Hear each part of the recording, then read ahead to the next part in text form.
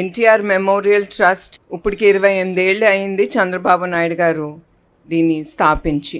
ఏ నమ్మకంతో ఆయన ప్రజల కోసం వాళ్ళకి ఎప్పుడు అవసరం అప్పుడు మేము ట్రస్ట్ ముందుండాలని ఇది ప్రజల కోసం ఇది నిర్మించారు చంద్రబాబు నాయుడు గారు. అట్లానే మేనేజింగ్ ట్రస్టీగా నేను ఈ ట్రస్టు ముందుకి మా టీంతో పాటు చాలా సేవా కార్యక్రమాలు ప్రజల కోసం తీసుకెళ్తున్నాం.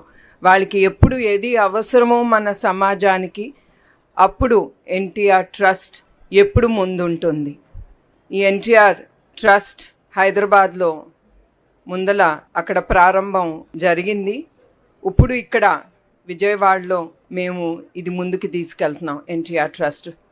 ఇప్పుడు ఈ ట్రస్ట్ బిల్డింగ్లో office plus blood bank plus thalassemia centre పిల్లలకి మీకు గుర్తు చేస్తున్నాము.